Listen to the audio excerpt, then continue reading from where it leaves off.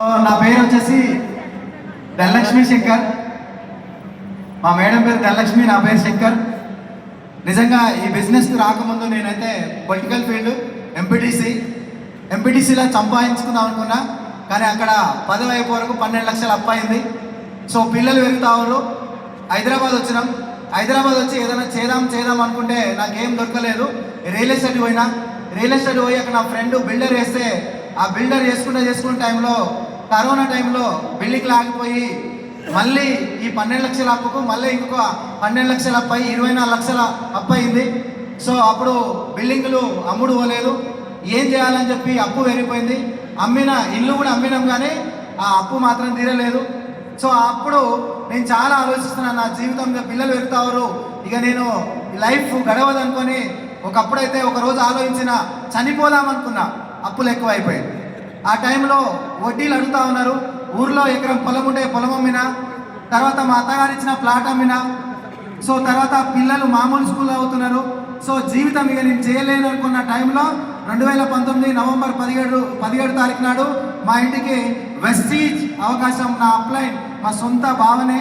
So ఆయన మాకు ఈ అవకాశం ఇవ్వడం జరిగింది. సో నేను బిలీవ్ చేయలే, ఎందుకంటే ఎంపీటీసీ బిల్డర్ కాబట్టి చాలా నేను నమ్మను. ఎందుకంటే ఇలాంటి కంపెనీలు పోతాయో ఉంటాయో, ఇలాంటి మస్తు వచ్చినాయని చెప్పి నమ్మలేదు.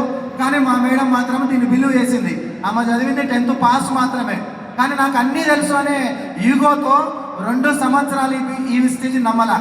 2019 నుంచి 2021 వరకు మా మేడం ఇంట్లోనే ఉండి 10, 100, 1000, 5000, 10,000, 20,000, 52,000 వచ్చిందని కూడా దీన్ని బిలీవ్ చేయలే. 1,02,000 వచ్చినప్పుడు నాకు డౌట్ వచ్చింది. 10th క్లాస్ చదివింది, సబ్బులు షాంపూలు అంటున్నది, ఇంట్లోనే కూర్చొని బిజినెస్ చేస్తూ ఉంది. నేను చేస్తానేమో 1,00,000 రూపాయలు కూడా ఒక్కరోజు కూడా మిగలలేదు అని చెప్పి ఆ రోజు ఆలోచన ఎలా వచ్చినాయంటే, ఒక్క మీటింగ్ రా అని చెప్తే నిజంగా ఆ రోజు ఆ మీటింగ్ పోకపోతే నా జీవితం మారేది కాదు. వనస్థలపురం బ్రాంచ్ నిజంగా నాకైతే అక్కడ ఊపిరి వచ్చింది. అక్కడ పోయి ఇక్కడే ముందు కూర్చొని అక్కడ మాట్లాడుతున్న గ్రేట్ లీడర్, నిజంగా కొన్ని వేల మంది జీవితాలు మారుస్తున్నటువంటి ఎంఎస్ఆర్ గారు అక్కడ మాట్లాడుతున్నాడు. ఒకే మాట చెప్పిండు, పేదవానిగా పుట్టడం నీ తప్పు కాదు, పేదవానిగా చనిపోవద్దు. జీవితం నీ చేతిలో ఉన్నది. దేవుడు వరాలు ఇవ్వడు, శాపాలు ఇవ్వడు, అవకాశాలు ఇస్తాడు. వెస్టీజ్ అనేది పట్టుకో, నీ జీవితం మారుతుందని చెప్పి ఒక మాట చెప్పి, సముద్రంలో నీళ్ళు ఎన్ని ఉన్నాయో, భూమి మీద మట్టి ఎంత ఉందో, సింగరేణిలో బొగ్గు ఎంత ఉందో, వెస్టీజ్లో డబ్బులు నీకు అన్నీ ఉన్నాయి, నీ జీవితం మారుతుంది పట్టుకో అని చెప్తే నిజంగా సార్ 2021లో పట్టుకున్నా.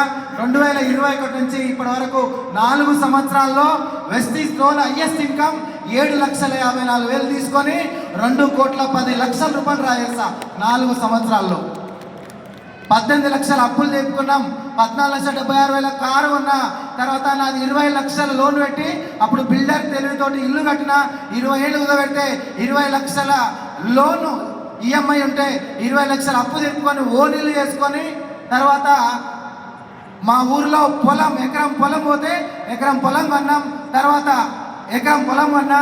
తర్వాత మా అత్తగారు ఇచ్చిన ప్లాట్ బదులు ఇప్పుడు హైదరాబాద్లో 2వ ఇల్లు కొన్నా. 82 లక్షలు పెట్టి 2వ ఇల్లు కొన్నా.